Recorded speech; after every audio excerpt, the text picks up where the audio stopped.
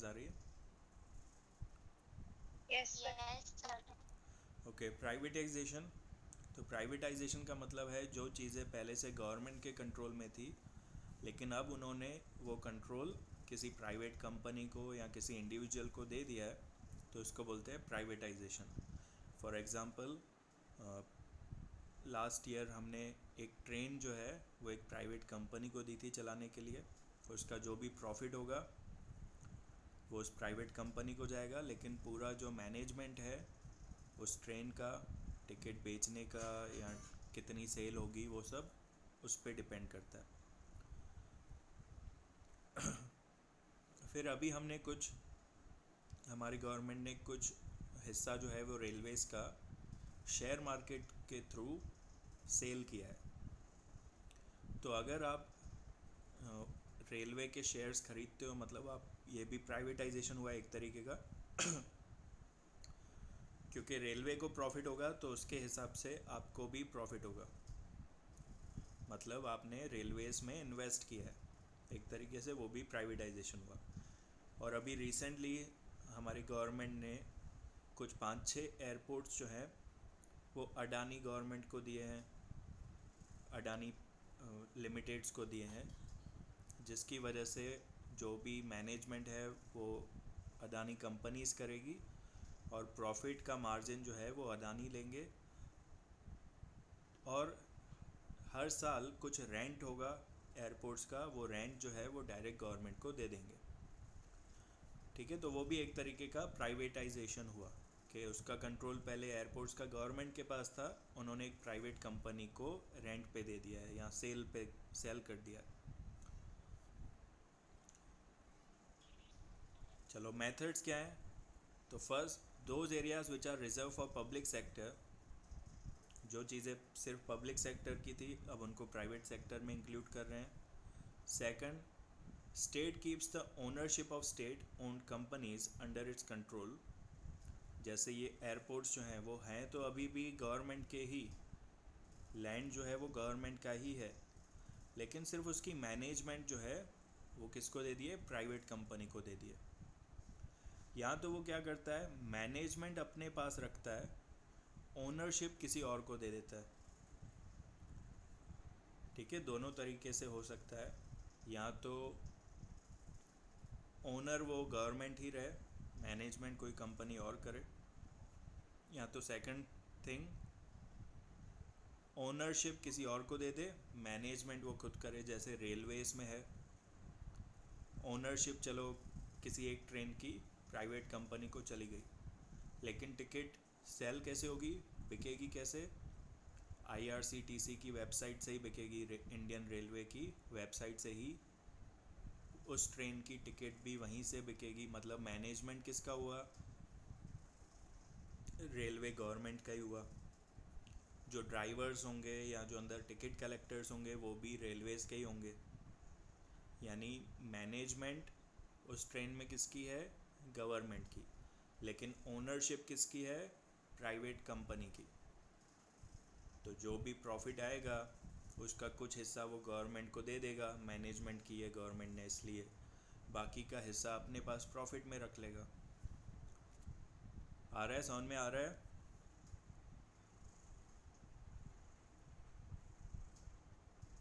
Hello? Yes yes yes sir. Sir, आ रहा है समझ में। ओके, चलो, एडवांटेजेस क्या हैं प्राइवेटाइजेशन के? First point, there is increase in number of production units in industrial sector. ठीक है, प्राइवेटाइजेशन की वजह से प्रोडक्शन यूनिट्स बढ़ गए, मतलब फैक्ट्रीज इंडस्ट्रीज बढ़ गई हैं, तो हमारा प्रोडक्शन भी बढ़ जाता है। Second point, production has been increase in capital intensive and consumable commodities. कोई भी कंपनी जो है वो कौन सी चीज़ें प्रोड्यूस करने की कोशिश करेगी जो जल्दी बिकती हों, जिनका कंजप्शन ज़्यादा हो, जिनका यूज़ ज़्यादा हो। ठीक है, जो चीज़ साल में एक बार बिकती है तो उसका इंडस्ट्रियलाइजेशन करना भी मुश्किल हो जाता है, उसका प्रोडक्शन इतना ज़्यादा नहीं होता। ओके, सो ज़्यादातर प्रोडक्शन कहाँ पे ज़्यादा इंक्रीज़ हो रही है? कंज्यूमेबल गुड्स में इंक्रीज हो रही है। Third point, working capacity of public sector is improved. अगर आप किसी एक को ही सारे घर का काम दे दोगे तो वो सही से नहीं चला पाएगा, लेकिन अगर घर के काम जो है वो 4-5 लोगों में डिवाइड हो जाए तो चारों पांचों लोग अच्छे से काम कर पाएंगे। तो वही गवर्नमेंट ने भी किया है। जब पूरा प्रेशर गवर्नमेंट पे था, सारे काम गवर्नमेंट को ही करने थे, तो गवर्नमेंट अच्छे से काम नहीं कर पा रही थी। लेकिन क्योंकि अब थोड़ा बहुत काम प्राइवेट सेक्टर वालों को दे दिया है, हम गवर्नमेंट का काम भी थोड़ा सा कम हो गया है, तो जितना काम है वो हम अच्छे से कर पाएंगे। मतलब वर्किंग कैपेसिटी पब्लिक सेक्टर यानी गवर्नमेंट की भी इम्प्रूव हुई है प्राइवेट सेक्टर के आने की वजह से, और इम्प्रूव करना भी पड़ेगा क्योंकि प्राइवेट सेक्टर का कंपटीशन बहुत टफ होता है। अगर हम गवर्नमेंट हॉस्पिटल है, हमारे पास गवर्नमेंट का हॉस्पिटल है, पास में ही अगर प्राइवेट हॉस्पिटल खुल जाएगा तो वहाँ पे फैसिलिटीज़ बहुत अच्छी होंगी। गवर्नमेंट हॉस्पिटल को भी वो फैसिलिटीज़ वहाँ पे फिर रखनी पड़ेंगी, तो हमारी गवर्नमेंट की भी वर्किंग कैपेसिटी अच्छी हो जाती है क्योंकि कंपटीशन प्राइवेट सेक्टर से करना है।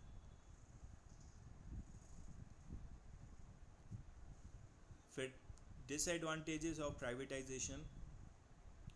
First point, economic power has centralised as a result of privatisation. पैसे का पावर बड़ी कंपनियों के पास चला गया है, जैसे Ambanis, Tata Birlas, Adanis, because of which evil of monopoly has increased.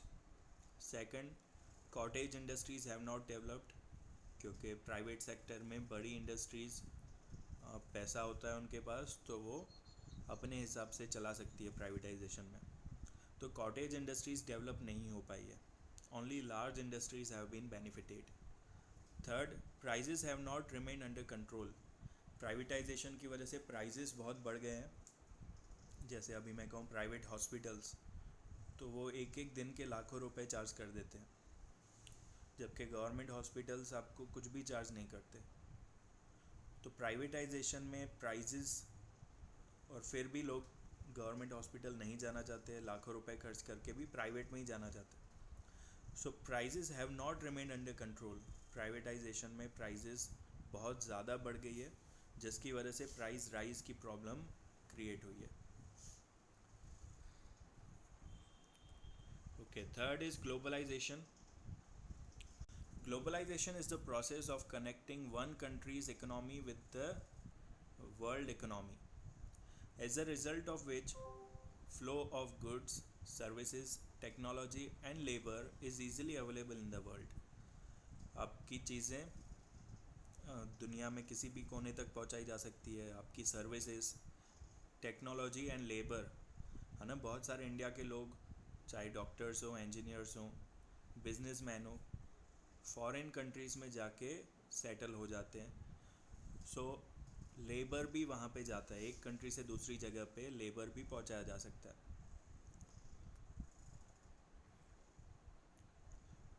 Okay, तो ये पूरा प्रोसेस ग्लोबलाइजेशन है, जिसकी वजह से आपके सामान, आपके सर्विसेज, आपकी टेक्नोलॉजी, इवन के लेबर भी दूसरे कंट्री तक हम पहुँचा सकते हैं। Following improvements have taken place due to globalisation. First, obstacle of trade between two nations have been removed. जो पहले रूल्स एंड रेगुलेशंस थे, दो देशों के बीच में बिजनेस करना बहुत डिफ़िकल्ट होता था, अब वो रुकावटें हटा दी गई है. Second, such a condition has been created. ऐसी सिचुएशन, ऐसी कंडीशंस हमने बना ली है कि दोनों के बीच में कैपिटल एक्सचेंज यानी बिजनेस करना जो है वो बहुत ईजी हो गया है. Third, obstacles in the way of exchange of technology. Technology में जो एक्सचेंज है उसमें जो रुकावटें थी वो भी हटा दी गई है. फॉर एग्ज़ाम्पल देखो, अभी रशिया से रफ़ेल मिसाइल्स आ गए, वो उनकी टेक्नोलॉजी है, लेकिन यहाँ पे हमने मंगवा ली, कोई उसमें ऑब्स्टिकल नहीं आया.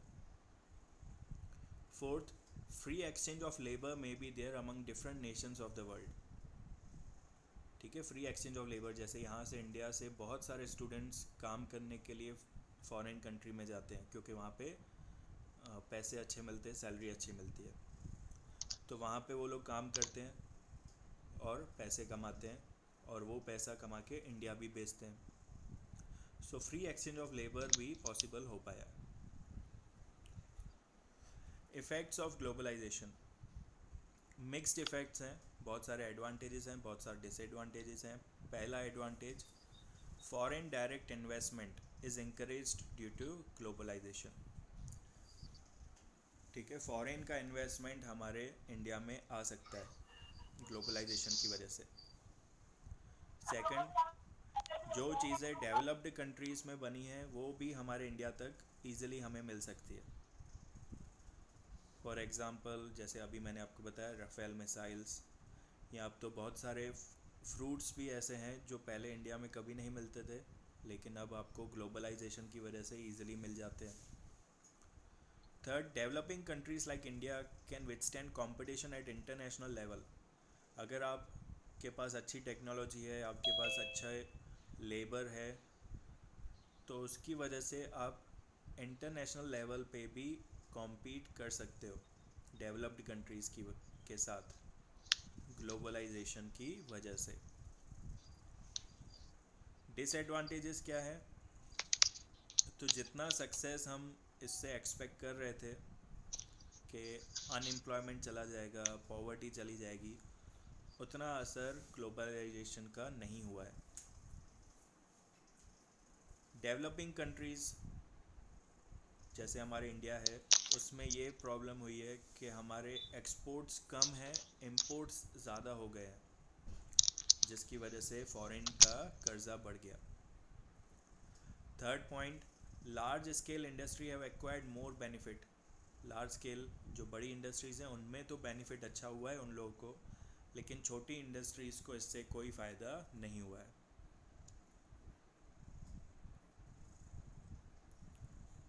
चलो अभी last topic, world trade organisation, ये लास्ट टॉपिक आज का कर लेते हैं। WTO World Trade Organization was established on 1st January 1995 by the member nations of United Nations। ठीक है, यूनाइटेड नेशंस के जो मेंबर हैं उन्होंने ये ऑर्गेनाइजेशन बनाई थी, वर्ल्ड ट्रेड ऑर्गेनाइजेशन। इसका हेडक्वार्टर्स जो है वो जेनीवा स्विट्ज़रलैंड में है। इनका काम क्या है वर्ल्ड ट्रेड ऑर्गेनाइजेशन का? पहला, to remove obstacle influencing global trading. Global business में जो भी ऑब्स्टिकल्स हैं, जो रुकावटें हैं, उनको हटाना है। दूसरा, प्रोटेक्शन पॉलिसी लानी है इंडस्ट्रीज़ के लिए जो ग्लोबल ट्रेड कर रही है, कि वो सामान बेच रही है तो उनको पैसा भी मिलना चाहिए, प्रॉफिट भी मिलना चाहिए, तो इंडस्ट्रीज़ के लिए प्रोटेक्शन पॉलिसी लाते हैं। Third, to coordinate with global trade policy and economic policy. जो हमारी ग्लोबल ट्रेड पॉलिसी है, हर एक देश की ग्लोबल ट्रेड पॉलिसी अलग होती है, इंडिया की अलग है, पाकिस्तान की अलग है, श्रीलंका की अलग है, तो उसको कोऑर्डिनेट करवाना है ताकि सब देशों में ये पॉलिसी अच्छे से काम कर सके। फोर्थ, जो भी ट्रेड रिलेटेड डिस्प्यूट्स हैं, जो झगड़े हैं या कुछ कर्जे हैं, कुछ बहसबाजी है दो देशों के बीच में कि ये सामान मैंने अच्छा बेचा था, इसका दाम ज़्यादा चाहिए, वो बोलेगा कि नहीं, अच्छा नहीं है सामान, इतना मैं पैसा पे नहीं करूँगा, तो जो भी ग्लोबल ट्रेड डिस्प्यूट्स हैं उनको सॉल्व करने का काम भी WTO करती है। फंक्शंस, इसका क्या काम है? To set up required structure, implementation of agreement related to multinational trade and agreement related to it. अगर आपको कोई फ़ॉरेन में कोई सामान बेचना है या फ़ॉरेन से सामान ख़रीदना है, तो जो एग्रीमेंट होगा वो WTO से बनता है। सेकंड, मल्टीनेशनल ट्रेड में कोई भी अगर नेगोशिएशंस हो, कोई डिबेट हो, तो वो WTO उसमें हेल्प करती है हमें। Third point, unbiased international trade. ऐसा नहीं है कि इंडिया को वो मदद करेगी या पाकिस्तान को मदद नहीं करेगी, अनबायस्ड है, यानी कोई भेदभाव नहीं किया जाता मल्टीनेशनल इंटरनेशनल ट्रेड में। Fourth, different nations follow their own national policy. हर एक देश की अपनी नेशनल पॉलिसीज़ होती है, तो WTO सभी को ऑब्ज़र्व करती है। और अगर आपके देश में कोई पॉलिसी में नेगेटिव पॉइंट है तो उसको हटाने का और उसको इम्प्रूव करने का आपको सजेशन भी देती है। समझ में आ गया?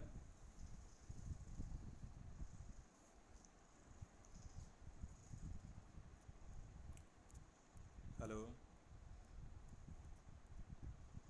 Yes sir.